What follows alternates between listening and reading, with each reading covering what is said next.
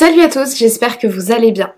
La vidéo d'aujourd'hui va porter sur une affaire connue sous le nom des meurtres rituels de Toa Payoh, qui est une affaire qui s'est déroulée à Singapour au début des années 80. On va notamment parler de meurtres en série sur des enfants, d'agressions sexuelles, d'emprise, bref, âme sensible, s'abstenir. Désolée s'il y a un léger bruit pendant la vidéo, je suis obligée de tourner avec mon ventilateur allumé tellement il fait chaud aujourd'hui. J'espère vraiment que ça va pas vous déranger. Comme d'habitude, je vous laisse vous installer bien confortablement, éteindre vos lumières et dès que vous êtes prêts, c'est parti.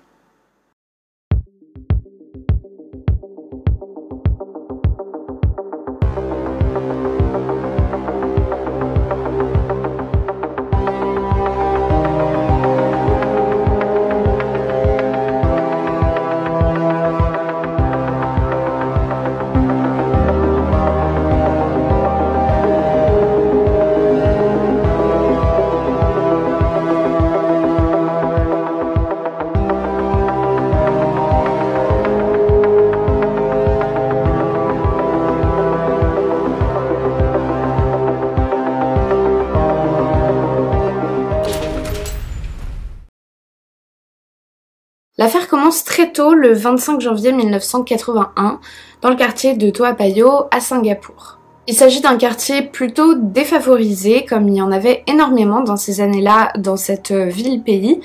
Et pour que vous vous représentiez le contexte, c'est un endroit avec beaucoup de grandes tours, un peu dortoirs, c'est-à-dire qu'il y avait énormément de gens qui résident là principalement pour dormir, mais il n'y a pas vraiment de vie de quartier, les voisins ne se connaissent pas trop, il n'y a pas vraiment de commerce de proximité, enfin, vous voyez l'ambiance quoi. Cette nuit-là, aux alentours de 2h, 2h30 du matin, des habitants du bloc 11 rentrent d'un spectacle lorsqu'ils font une découverte macabre dans leur immeuble. Le corps sans vie d'une petite fille a été placé dans un sac de voyage marron abandonné près de l'ascenseur. Les 250 personnes qui vivent dans cet immeuble sont interrogées, mais personne ne semble avoir rien vu ou entendu. L'identité de la victime est quand même très vite retrouvée. Il s'agit d'Agnès Eng Sing-Wok, une fillette de 9 ans qui avait disparu quelques heures plus tôt, un petit peu après 16h le 24 janvier, alors qu'elle sortait d'un cours de catéchisme donné à l'église du Christ ressuscité, à moins d'1 kilomètre de là où son corps est retrouvé. L'autopsie révélera qu'elle a été violée avant d'être étouffée par une main ou un oreiller qui lui a bloqué la respiration par le nez et par la bouche. Les experts ont d'ailleurs estimé qu'il a fallu maintenir la pression en place une dizaine de minutes pour être bien sûr que la petite fille était morte, ce qui vous donne une idée de la monstruosité de l'acte. 14 jours passent sans que l'enquête ne puisse trouver de suspect jusqu'au 7 février 81. L'horreur a à nouveau frappé, on découvre le corps d'un petit garçon de 10 ans sous un arbre entre les bâtiments des blocs 10 et 11. Encore une fois, l'identité de la victime est immédiatement connue, il s'agit de Ghazali Marzouki, porté disparu depuis la veille après qu'il soit monté dans la voiture d'une femme inconnue.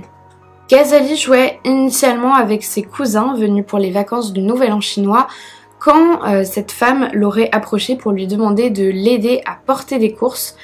D'habitude méfiant, Ghazali aurait fini par se laisser convaincre et il l'aurait suivi. Les médecins légistes dépêchés sur le lieu de la découverte font tout de suite des premières constatations. Cette fois, l'enfant ne porte pas les signes d'une agression sexuelle, par contre il a des brûlures dans le dos, une trace de piqûre dans le bras et il est décédé de noyade. Il semble également avoir saigné du nez, ce qui a laissé des traces de sang qui forment un chemin macabre jusqu'à un appartement situé au 7e étage du bloc numéro 12. Les enquêteurs n'ont littéralement eu qu'à suivre les gouttes de sang. L'habitation en question porte le numéro 467F et au niveau de l'entrée, les policiers remarquent plusieurs symboles mis en évidence. Il y a une croix du Christ, un miroir et une lame de couteau. Ils frappent à la porte et le propriétaire vient leur ouvrir. Il s'agit d'un homme, la quarantaine, poli. Il se présente en disant s'appeler Adrian Lim et leur explique qu'il vit dans l'appartement avec sa femme, Tan Mui-Shu, et sa petite amie, Oh Ka-Hong. Soucieux de se montrer coopératif, il autorise les policiers à entrer dans son appartement pour l'inspecter et presque tout de suite, malgré le désordre, les enquêteurs remarquent de nouvelles taches de sang sur le sol. Les justifications d'Adrian Lim sont très bancales. Il commence par dire qu'il s'agit de cire de bougie, puis il change sa version en disant qu'en fait c'est du sang de poulet, Et puis face aux soupçons des policiers, il reconnaît tout à coup qu'il s'agit bien du sang du petit Ghazali, mais qu'en gros, il dit que le petit garçon serait venu chez lui pour soigner un saignement de nez. Bien évidemment, les propos douteux de Lim ne parviennent absolument pas à convaincre les enquêteurs, et alors qu'il continue à patauger dans ses explications fumeuses, Lim est de plus en plus nerveux. Soudain, il essaie de jeter aux toilettes quelque chose qu'il avait ramassé sur un tapis précédemment. Les policiers l'en empêchent à temps et découvrent qu'il s'agit de cheveux. Ça commence à faire vraiment trop de choses louches, auxquelles se rajoutent les antécédents judiciaires d'Adrian Lim, transmis aux enquêteurs. Le suspect faisait déjà l'objet d'une enquête pour viol. Et soudain, quand Lim entend que les enquêteurs évoquent ça, il change totalement de comportement, il explose de colère, il se met à hurler, et son amie, elle aussi présente, s'énerve elle aussi.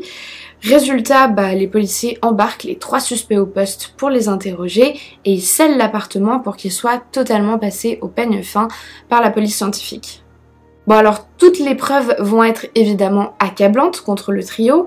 Du coup, ce que je vais faire, c'est repartir dans le passé pour vous présenter principalement Adrian Lim et vous expliquer tout ce qui est arrivé jusqu'en 1981. Et c'est avec ces éléments-là qu'on va un peu mieux comprendre les mobiles des crimes et aussi quel rôle ont joué Lim, Tan et Oh. Adrian Lim est né le 6 janvier 1942 dans une famille de la classe moyenne. C'était le frère aîné de 3 enfants. Malheureusement, on a très peu d'informations sur son enfance, si ce n'est qu'il est décrit comme un gamin au tempérament bouillant. Donc j'imagine qu'il devait être assez énergique et peut-être avoir aussi des difficultés dans le contrôle de ses émotions. Devenu jeune adulte, Lim va enchaîner plusieurs boulots variés, allant par exemple d'être installateur et réparateur de radio, chargé d'encaisser les factures des gens, ou encore il va travailler en tant qu'informateur pour les services de renseignement. En avril 1967, Adrian Lim se marie avec une femme dont il était amoureux depuis son enfance. Ils auront par la suite 2 enfants et partent s'installer dans le fameux appartement du bloc 12 de Toyapayo en 1970. C'est au début des années 70 qu'on voit que Lim va progressivement se tourner vers la délinquance, puisqu'il commence à monter des arnaques financières, mais aussi vers des comportements déviants avec, il semblerait, un appétit sexuel très développé. En fait, ce qu'il fait, c'est qu'il va se prétendre médium et va abuser de la crédulité des personnes qui viennent le consulter. Son tour le plus connu, c'était de persuader ses clients qu'ils étaient victimes d'une malédiction et qu'évidemment, ils allaient avoir besoin de lui pour s'en débarrasser. Pour donner un petit peu plus de poids à ses paroles, Lim faisait une démonstration qui impressionnait toujours ses clients. En fait, il prenait un œuf cru qu'il faisait passer au-dessus de la tête de la personne qui venait le consulter, puis il le cassait sur la table et devant elle, à l'intérieur, il découvrait des aiguilles noires, signe qu'effectivement des démons en avaient après eux. En réalité, bien sûr, c'était Lim qui trafiquait les œufs en amont, en introduisant des aiguilles noircies avec une flamme à l'intérieur.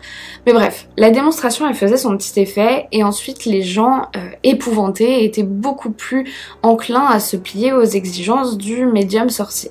En plus, il avait aussi appris des sorts et des rudiments de magie auprès d'un maître surnommé Oncle Willy, et il parlait plusieurs langues lorsqu'il entrait en transe, ce qui lui donnait encore plus de crédibilité. Alors je mets beaucoup de guillemets pour tout ça parce que évidemment c'est pas vraiment ni ce que je pense ni le cas.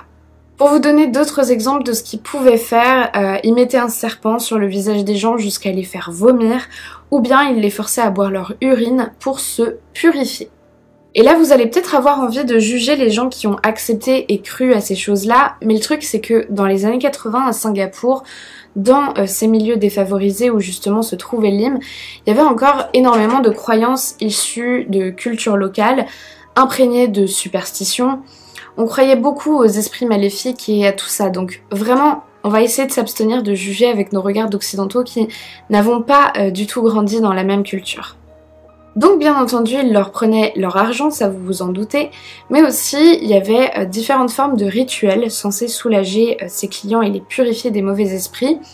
Et quand c'était des femmes, il en abusait en leur disant qu'ils devaient se faire des massages nus et avoir des relations sexuelles en l'honneur de certaines divinités comme Kali ou Fragan. Il utilisait très clairement la peur et les superstitions de pauvres personnes déjà vulnérables pour pouvoir les forcer à avoir des relations sexuelles, et ça, c'est absolument affreux. Dans d'autres cas, par contre, Lynn partait sur une autre forme de traitement, largement aussi sadique, puisqu'il faisait entrer ses clients, j'ai plutôt envie de dire ses victimes d'ailleurs, dans des bacs remplis d'eau et il les électrocutait parce que selon lui, l'électricité faisait fuir les mauvais esprits. En tout cas, de ce qu'Adrienne Lim a raconté à la police, l'objectif principal de cette activité de médium, c'était vraiment de pouvoir attirer des femmes jusqu'à lui pour avoir des relations sexuelles. Donc l'argent n'était même pas vraiment le mobile, c'était juste le fait de pouvoir abuser de personnes en détresse qui le motivait. C'est en 1974 que Catherine Tan Mouichou rencontre Adrienne Lim. À cette époque, elle a 20 ans et elle travaille dans un bar quand une de ses collègues lui conseille d'aller consulter le médium pour guérir de sa dépression. Parce que oui, il faut savoir que Tan n'avait vraiment pas eu une vie facile jusque-là. Toute son enfance, elle a grandi sans recevoir d'attention et d'affection de la part de ses parents qui se sont débarrassés d'elle à 13 ans en la plaçant dans un centre éducatif plutôt réservé aux mineurs délinquants. La seule personne avec qui elle avait eu une bonne relation jusque-là, c'était sa grand-mère qui était décédée quand Tan avait seulement 17 ans. Et c'est suite à ça qu'elle s'est retrouvée mise à la porte de chez elle et qu'elle a dû commencer à travailler dans un club. Bref, donc, comme je vous le disais, Tan Mouichou, elle avait des problèmes de dépression. Et c'est pour cette raison qu'elle va aller consulter Adrienne Lim, qui abuse d'elle, comme il le fait généralement avec ses clientes.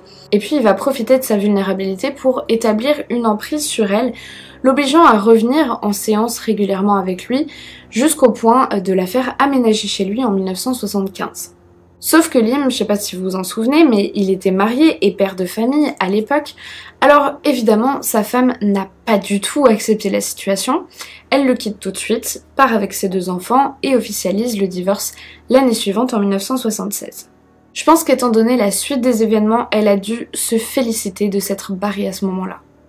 Ce divorce, c'est ce qui va permettre à Lim de se libérer de ses dernières chaînes qui l'obligeaient à rester un petit peu discret jusque-là. Désormais, il quitte le boulot qu'il avait gardé à mi-temps pour se lancer dans une carrière de médium sorcier à plein temps. Et à peine le divorce est signé qu'il se remarie avec Tan et en fait ce qu'il appelle sa femme sainte. Leur relation est dès le début complètement dysfonctionnelle. Je pense que ça vous l'aviez déjà compris puisque je vous ai expliqué que Lim a directement commencé par abuser sexuellement de Tan en tant que cliente. Et bah dans leur vie de couple marié, c'est pareil, voire même pire. Évidemment, Lim il continue de la tromper sans arrêt et il s'en cache même pas, au contraire, il va même forcer Tan à être celle qui prépare ses clientes à avoir des relations sexuelles avec lui. Et puis d'un autre côté, il va aussi la pousser à, elle aussi, avoir des relations avec d'autres hommes en la poussant à se prostituer. Ça, c'est une manœuvre qui va forcément permettre à Adrienne Lim de prendre un ascendant psychologique sur sa femme, mais il n'y avait pas que ça malheureusement. En plus de ça, Lim utilisait aussi la violence et la peur pour se faire respecter de Tan et il la frappait et la battait régulièrement. Malgré le phénomène d'emprise que Lim a exercé sur Tan, on peut néanmoins considérer qu'elle était également sa complice parce que d'une certaine façon, elle l'a aidé à abuser d'autres femmes et par la suite dans les meurtres. Donc c'est très délicat pour moi parce que je ne veux pas minimiser l'impact de la manipulation de Lim, mais d'un autre côté, je veux pas non plus la dépeindre uniquement comme une victime parce que ce serait tout simplement pas fidèle à la réalité. Beaucoup de témoins ont aussi affirmé que Tan a profité du mode de vie luxueux que lui permettait d'avoir Lim grâce à ses arnaques, parce qu'elle avait plein de vêtements de marque, elle avait des cosmétiques, mais d'un autre côté j'aime pas trop mettre ça en avant parce que ça peut donner l'impression qu'on parle uniquement d'une femme vénale alors que c'était aussi une femme battue. Enfin voilà pour Tan Mouichou et je pense que je vais vous présenter la 3e et dernière personne du trio, Ho Ka-hong. Ho est née en 1955, elle n'avait donc qu'1 an de moins que Tan et 13 ans de différence par contre avec Lim. Du peu d'informations qu'on a sur son enfance, on peut noter qu'il y a quelques similitudes avec les parcours d'Adrienne Lim et de Tan Mouichou. On sait qu'elle a perdu son père quand elle avait 8 ans et qu'elle a par la suite été élevée par sa grand-mère avant d'être récupérée par sa mère à 15 ans. Sauf qu'une fois réunie avec sa mère et sa sœur, Ho s'est sentie totalement défavorisée par rapport à sa grande sœur, ce qui a modifié son caractère et l'a rendue beaucoup plus colérique qu'elle l'était avant. En 1979, la mère de Ho amène son aînée, donc la grande sœur de Ho, en consultation chez le médium Lim. Elle est extrêmement impressionnée par le tour de l'œuf et est convaincue que sa fille a besoin d'être traitée par le sorcier. Et puis elle décide de faire venir sa deuxième fille, Ho, dans l'espoir que le médium parvienne à la rendre plus apaisée, moins en colère. Ho est elle aussi témoin du tour de l'œuf et est complètement, sincèrement, convaincue des pouvoirs surnaturels de Lim. Elle devient très vite son assistante, mais Lim, lui, il veut pas que ça de Ho. Il veut en faire sa nouvelle femme sainte. Et le fait qu'elle soit mariée ne le dérange vraiment pas, c'est juste un petit détail de plus dont il faudra s'occuper. Pour ça, il va manipuler Ho afin de la monter contre son mari et contre sa famille. Il la persuade que ce sont de mauvaises personnes, possédées par des mauvais esprits qui lui veulent du mal. Il lui fait aussi croire qu'on lui a menti sur ses origines et qu'elle a un enfant illégitime. Il s'arrange pour que la jeune femme coupe totalement les ponts avec sa famille, mais le mari de Ho, lui, il entend pas se laisser voler sa femme aussi facilement. Lim et Ho tendent alors un piège à cet homme nommé Lo. Ils le font venir pour une consultation pendant laquelle lui et sa femme doivent être attachés côte à côte, chacun sur une chaise avec les pieds dans une bassine d'eau. Puis Lim les traite par électrocution. Ce qui se passe ensuite est un petit peu flou, honnêtement. La version officielle dit que Ho serait tombée dans les pommes alors que son mari, lui, serait décédé sous l'acharnement d'Adrienne Lim. À son réveil, le médium aurait convaincu la jeune femme de mentir à la police en déclarant que son mari se serait fait électrocuter en essayant de réparer un ventilateur chez eux. Je sais pas trop si je crois à cette version ou pas, peut-être que Ho était consciente quand c'est arrivé, peut-être même qu'elle savait que Lim allait se débarrasser de l'eau comme ça. En tout cas, ce qui est sûr, c'est que à ce moment-là, la police n'a pas cherché à enquêter plus loin et que la mort de son mari est passée pour accidentelle. C'est quand même suite à ce traumatisme que Ho va déclencher d'importants symptômes indiquant des troubles psychotiques. Elle se met à avoir des hallucinations qui lui font voir son mari et elle entend des voix. En mai 1980, elle est internée dans un hôpital psychiatrique où on va lui diagnostiquer une schizophrénie et où elle est visiblement correctement traitée grâce à un traitement adapté qui va permettre d'atténuer correctement les symptômes. Elle sort donc de l'établissement au début du mois de juillet avec un traitement à continuer à prendre et des séances de suivi pour s'assurer que tout continue à bien se passer. Mais ça, c'était sans compter la mauvaise influence de son petit ami et persécuteur, Adrienne Lim. On en arrive à la fin de l'année 1980, c'est à cette période que se trouve réellement la clé pour comprendre le réel mobile des meurtres qui vont suivre, vous allez voir. Le 19 octobre 1980, Lim reçoit en séance Lucy Lo, une jeune femme qui gagne sa vie en faisant du porte-à-porte pour vendre des produits de beauté comme ça se faisait beaucoup à l'époque. Adrienne Lim sert son baratin habituel à Lucy, il lui affirme qu'elle est hantée par un fantôme qui la suit et il lui propose de l'en débarrasser en couchant ensemble. Lucy Lo n'est pas franchement convaincue par le charlatan et elle refuse, mais ce dernier insiste. Rien à faire, Lucy n'accepte pas ces conditions pour exorciser le démon, alors Lim change de stratégie et il insiste pour lui faire boire un verre de lait soi-disant purifiant. À contre-cœur, la jeune vendeuse accepte et quelques instants plus tard, elle tombe inconsciente puisque le verre contenait en fait des capsules de sédatifs. Profitant que Lucy soit endormie, Lim la viole. Et puis il va continuer à abuser d'elle régulièrement pendant plusieurs semaines en utilisant la peur, la drogue et la manipulation pour l'obliger à revenir à chaque fois, jusqu'à ce que Lucy Lo trouve le courage d'aller porter plainte contre Lim pour arnaque et agression sexuelle. Adrienne Lim se retrouve arrêtée pour viol ainsi que sa femme Tan pour complicité puisqu'elle était présente lors des faits. Mais Lim refuse d'admettre la vérité, selon lui, Lucy était tout à fait consentante lors des faits, chose qu'évidemment Tan confirme. Ils sont finalement libérés sous caution mais avec obligation de se présenter au poste de police tous les soirs pour prouver qu'ils ne sont pas en fuite, ce qui va grandement énerver Adrienne Lim. Et c'est là que va naître son plan machiavélique. Lim décide de tuer des enfants pour détourner l'attention de la police, pour qu'ils se mettent à la recherche d'un tueur en série et qu'ils finissent par l'oublier. Et puis il souhaite aussi se venger de la police parce qu'il considère avoir été injustement accusé pour l'affaire de viol et pour ça il aura besoin de l'aide de ses deux complices qu'il convainc qu'ils doivent sacrifier des jeunes enfants en hommage à des divinités, notamment la déesse Kali. C'est Ho Ka-rong qui s'est chargé les deux fois de sortir et d'enlever les enfants. Une fois ramenés à l'appartement du bloc 12, ces enfants ils ont vécu les pires des horreurs. Je vais vous épargner tous les détails vraiment glauques. Mais Agnès, comme je vous l'ai dit, a été droguée puis abusée sexuellement et étouffée. Les 3 criminels ont ensuite fait couler le sang de la petite fille en l'écorchant pour le boire. Ils ont aussi barbouillé de sang toujours une statuette de Cali pour lui dédier le meurtre. Et puis c'est ensuite qu'ils ont mis son corps dans un sac de voyage et qu'ils s'en sont débarrassés en le jetant devant l'ascenseur de leur immeuble voisin. Parce que si vous l'aviez pas encore compris, c'était pas vraiment des flèches, nos criminels. Quand t'essayes de détourner l'attention de la police, généralement, tu jettes pas le corps d'un enfant que tu viens d'assassiner à quelques dizaines de mètres de chez toi. Et puis surtout, tu ne recommences pas 2 semaines plus tard. Ah bah tiens, c'est justement ce qu'ils ont fait. Le petit Ghazali Marzuki n'a pas été violé, lui, mais il a quand même subi un vrai supplice. Encore une fois, je vous épargne tous les détails, mais en gros, les sédatifs n'ont pas fait effet suffisamment. Donc il s'est réveillé plusieurs fois, il s'est débattu, et Lim, Tan et Oh ont dû utiliser plusieurs méthodes pour s'assurer qu'il était bien décédé, notamment la noyade et l'électrocution. Lors du procès, Adrian Lim a reconnu sa responsabilité dans les crimes et il a d'ailleurs déclaré être le seul coupable en refusant que ces 2 femmes saintes soient considérées comme ses complices. Par contre, il a été très peu coopératif puisqu'il ne voulait absolument pas reconnaître les agressions sexuelles de Lucilo et de la petite Agnès et il réarrangeait tous les faits à sa façon.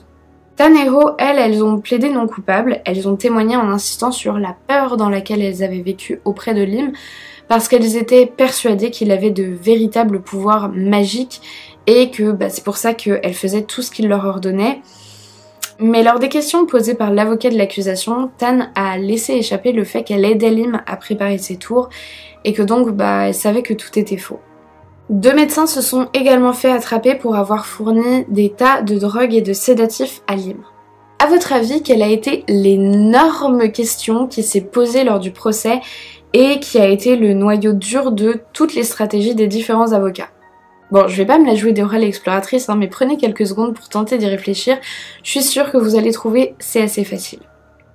C'est la question de la responsabilité pénale, évidemment.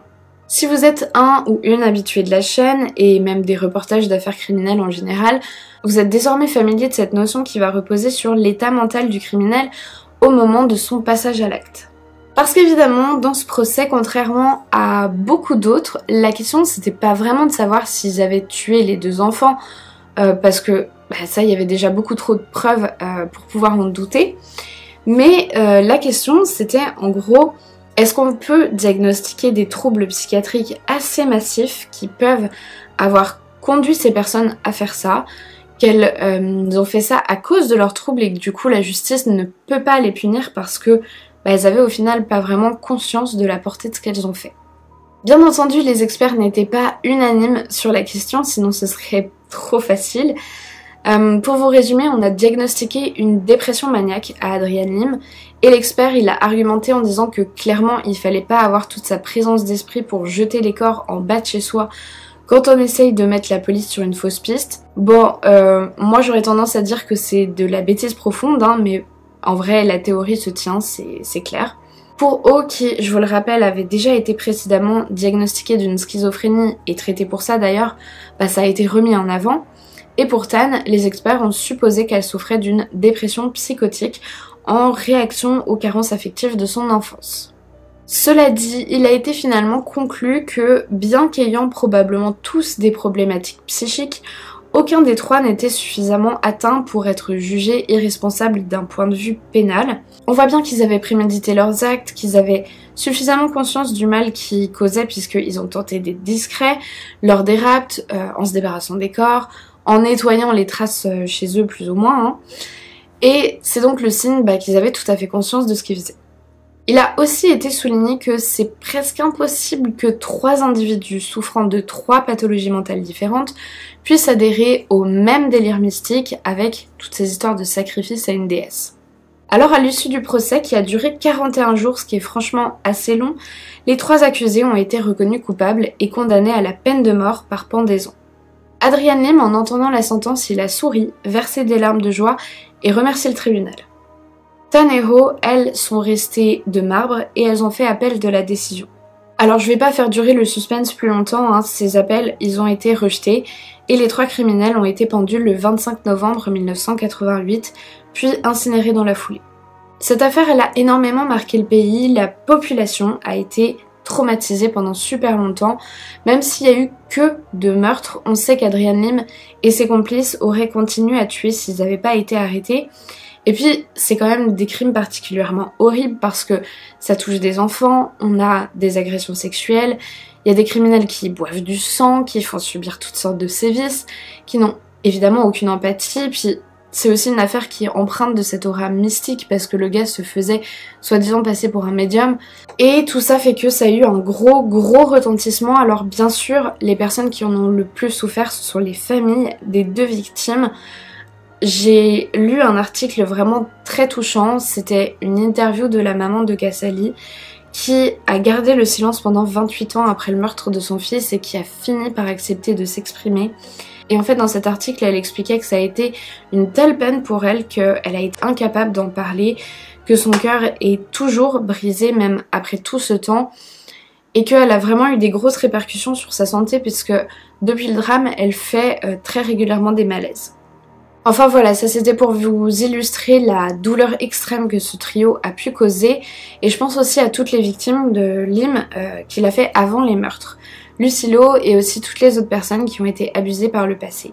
Le bilan c'est que c'est terrifiant de voir ce que peuvent faire des personnes quand elles sont totalement dénuées d'empathie, surtout lorsqu'elles ont quand même suffisamment de charisme pour en plus parvenir à embobiner d'autres personnes. Et cette histoire elle m'a vraiment fait penser, j'ai eu cette image d'une araignée qui arrive à attirer ses victimes dans sa toile et puis ensuite qui les enroule dans du fil et qui les laissera jamais repartir. Enfin voilà, c'était donc ma vidéo sur l'affaire des meurtres rituels de Toa Payoh.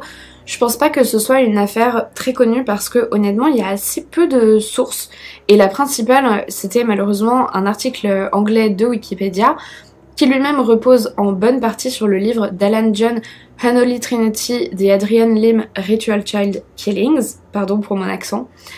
Ne vous inquiétez pas, hein, j'ai quand même bien évidemment croisé mes sources un minimum pour voir si les infos étaient fiables, mais ce que je voulais dire c'est que c'est une affaire assez peu connue et peut-être que je vous l'ai fait découvrir. Merci à vous si vous avez écouté la vidéo jusqu'ici, n'oubliez pas de vous abonner si c'est pas encore fait, parce que je vois que vous êtes assez nombreux à regarder mes vidéos mais sans me suivre, ça vous coûte rien et ça vous permettra juste de ne pas manquer mes prochaines publications. Moi je vous fais de gros bisous, je vous dis à la semaine prochaine, et puis en attendant comme d'habitude, n'oubliez surtout pas de rallumer vos lumières. But I won't be afraid of these cold lines on my face, for they may lead me to a better place. Will you remember what I've done? Will you remember